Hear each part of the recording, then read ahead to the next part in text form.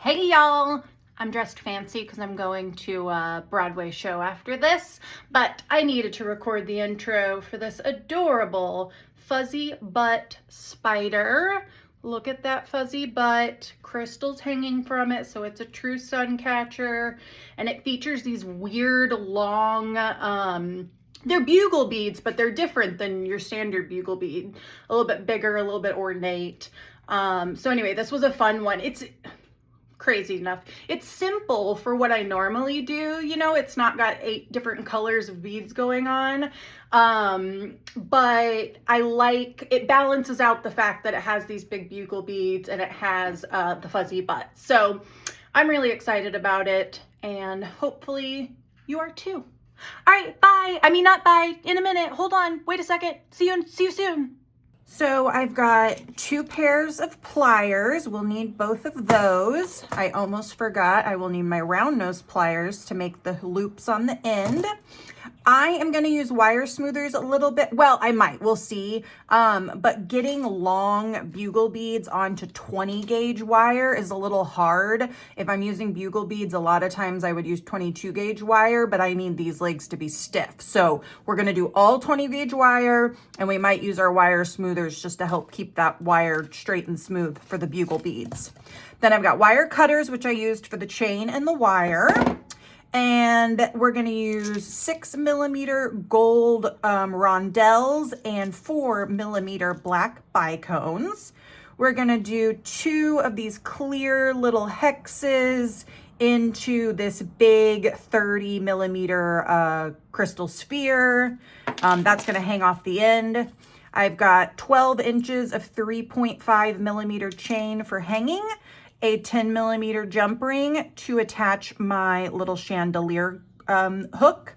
We're also going to use 8mm jump rings. Those are going to attach the hexes, and I might need to use a bail clip for the sphere, and if so, I'll show you how that works too. Then we've got these really cool, weird bugle beads that are long and spirally and fun. I'm using Anezus 20 gauge. I've got 4 wires cut to about 11 inches.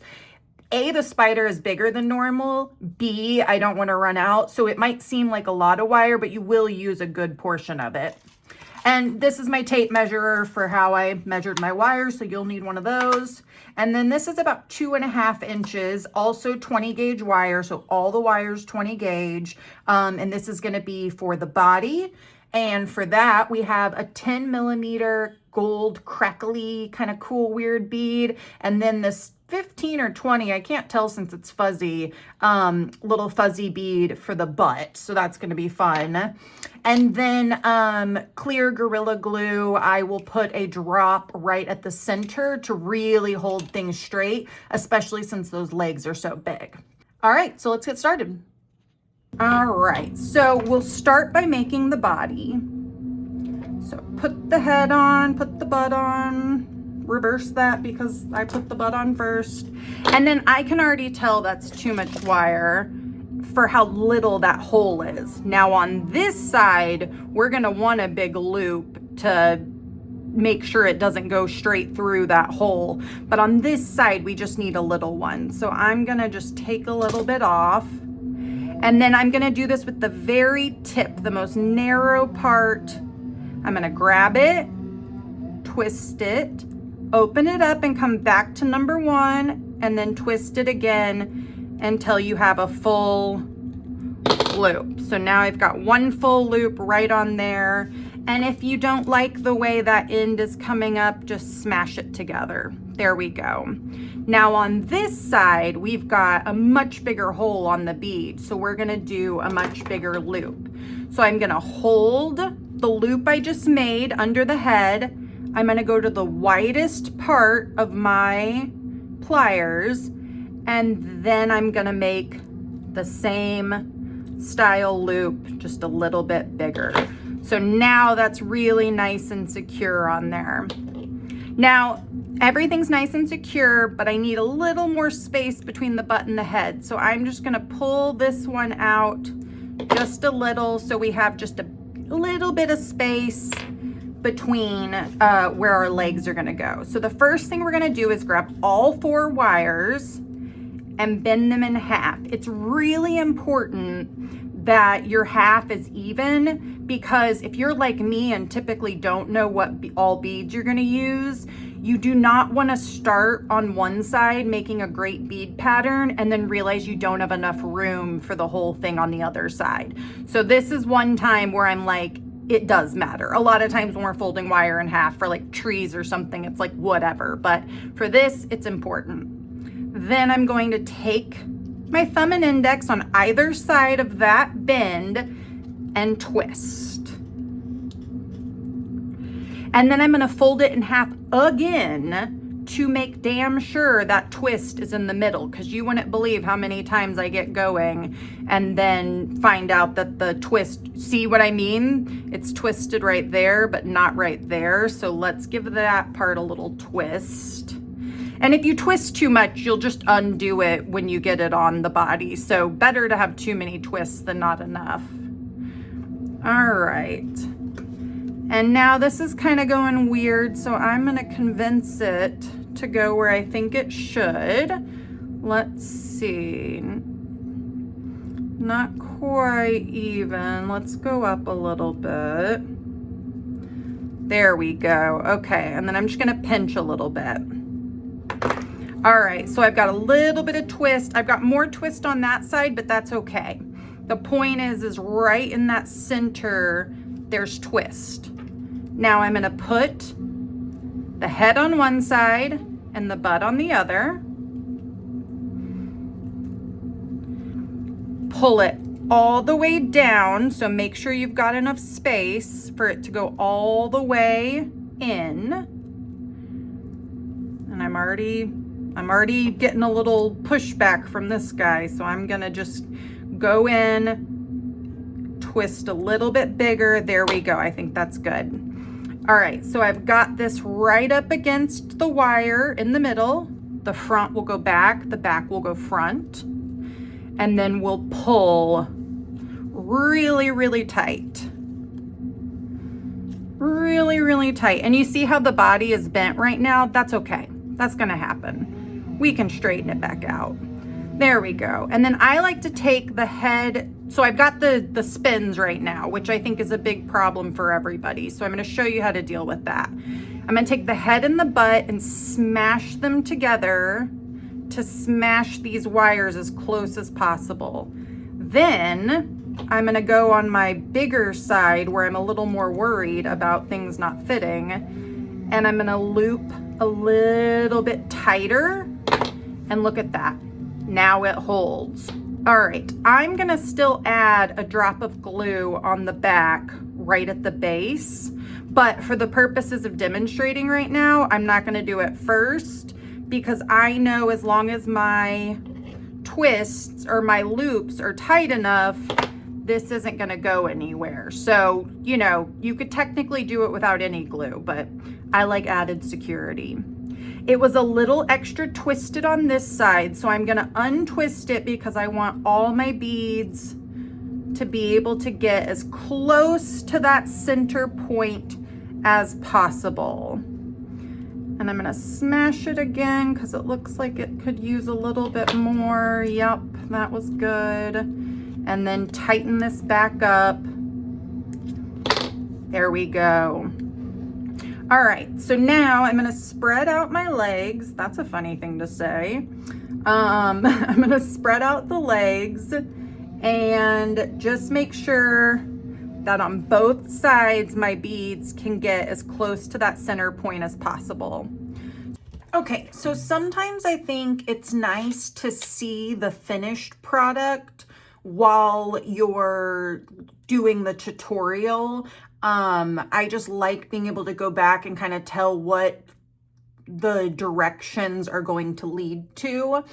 Also, they were cutting down trees outside my window and it was loud, so I didn't want you to suffer through that too much.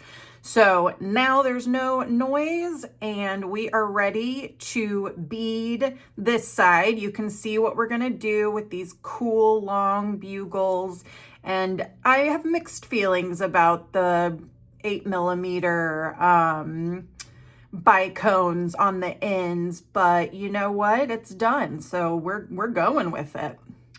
All right. So the first thing we're gonna do is put on our bugle beads. And remember, your wire really needs to be straight. Do you see how curvy that is? This big old bugle bead is not going to like that. So there we go. And if I can't get it on, I'm having a little bit of trouble, I do a little twist action back and forth, and that seems to help a lot. So just because, there's a little hair, just because I usually do this when I'm starting on the first leg, I'm going to go ahead and put all my first beads on. I do this so I can make sure that I like the way they look coming out from the center and that they all fit. If I was doing big, bicones like that, they would not all fit. So that's something you want to find out ahead of time, not get one really great leg, loop it, and then realize it's not going to work for your other legs. So bugle beads are a pretty safe bet, even big ones like this. So I start a lot of my beads with, or a lot of my spiders with bugle beads. All right, so then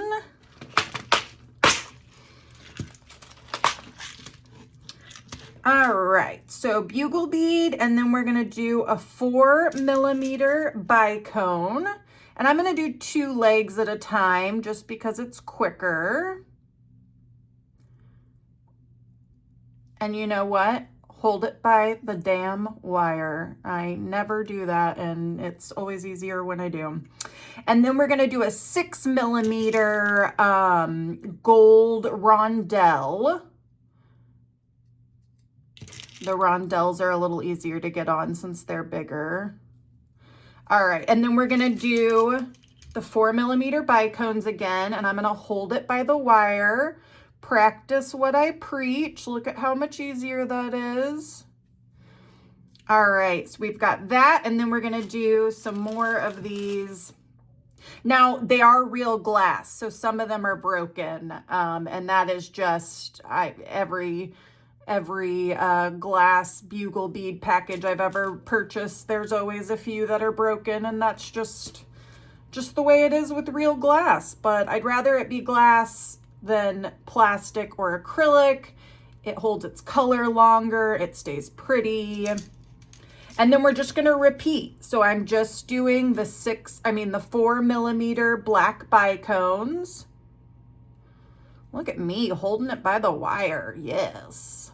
Then we're gonna do our 6mm gold rondelles. And then the black bicones again. And you can see how nice and quick doing 2 at a time is. Sometimes I do 4 at a time, but it gets tricky when it's time to loop. So I don't know if I'd recommend that.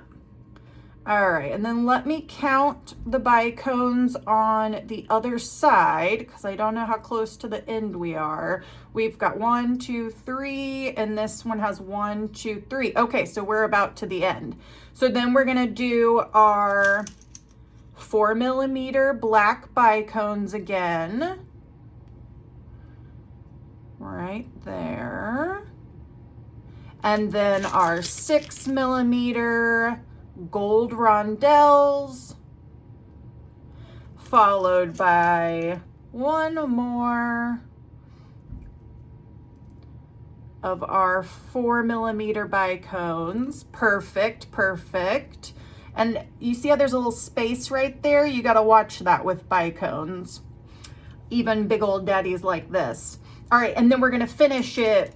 Oh, well, this is the only bad side to doing more than 1 leg at a time, is you are more likely to drop some beads. And then we're gonna pop these 8mm gold bicones on the end like they're little claws or something. Now that's gonna be a lot of wire, and I don't want my loop to be too big, so I'm just gonna take off all but about maybe 1 inch. This side, I'm going to go this way. These 2, I'm going to go that way. So towards the head and then towards the butt. So I want my loop to be little, so I'm gonna go as close to the end as possible where it's the most narrow, and then spin, go back to the beginning, and just keep going. And then we'll do the same thing, going the same direction, get it as close to the end as possible, bend, come back to the beginning, and bend. And there we go. And I typically will situate them like I'm doing right now, just to make sure. There have been times where, you know, I just forgot one little bead or something and I didn't notice while the legs were out. So I definitely, when I get the first two or even the first, you know, one on either side, I like to compare and really make sure that we did everything correctly. And we totally did. So I'm gonna go ahead and bead the rest of this. I won't make you watch. And then we'll get to putting on the accoutrements, so to speak. So I'll be right back in a minute.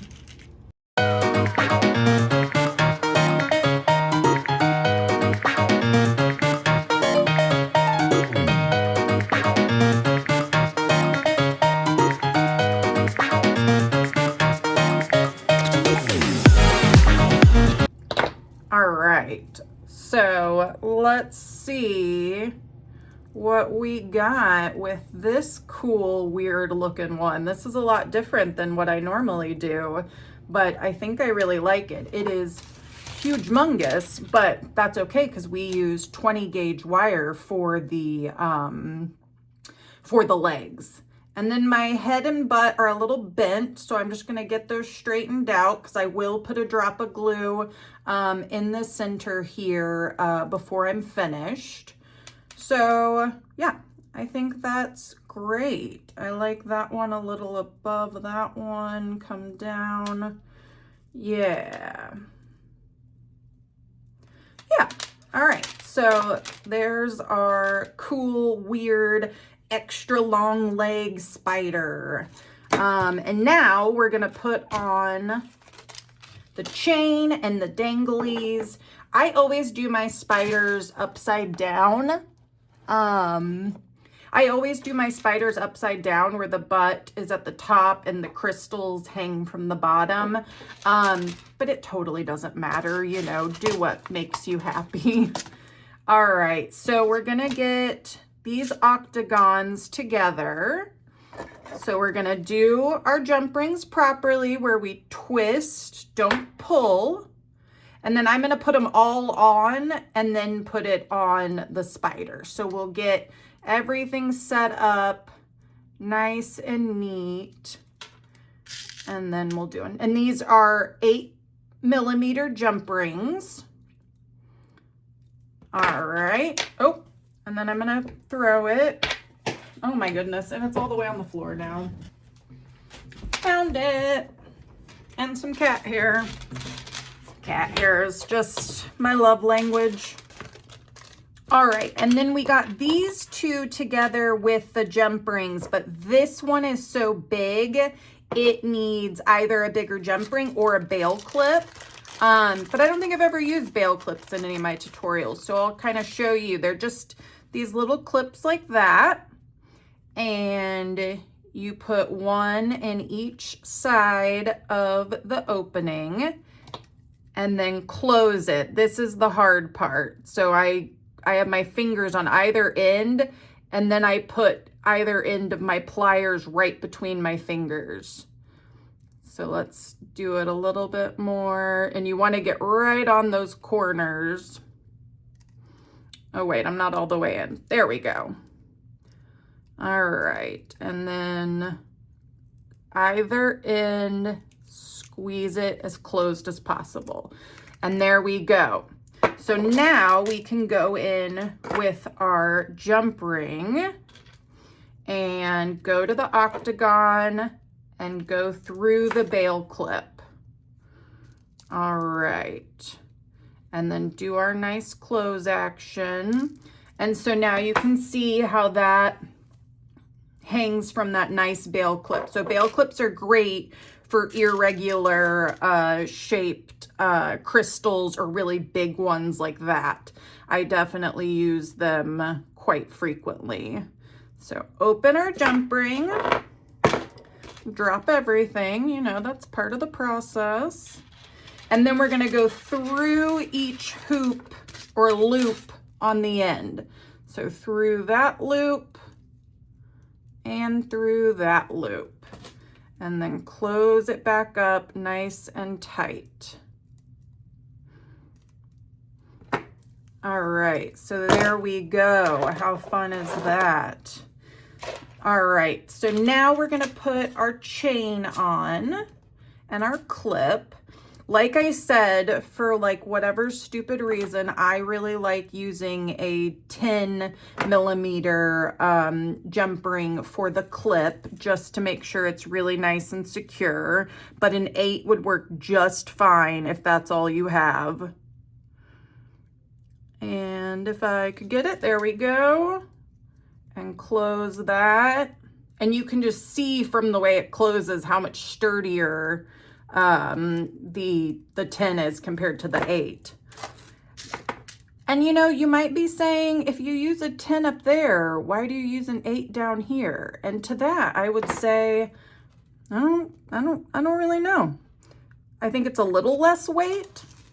Okay, and then I like to do the top 2 legs. So I'm gonna go through that loop, through that loop, through that loop, and then close.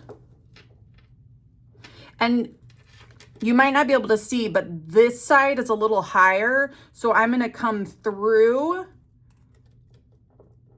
and try to smash those down evenly. So just smashing right there, smashing right there. There we go. All right, and now we've got our cool, weird little fuzzy butt spider, and I will show you it face forward so you can see it actually hanging.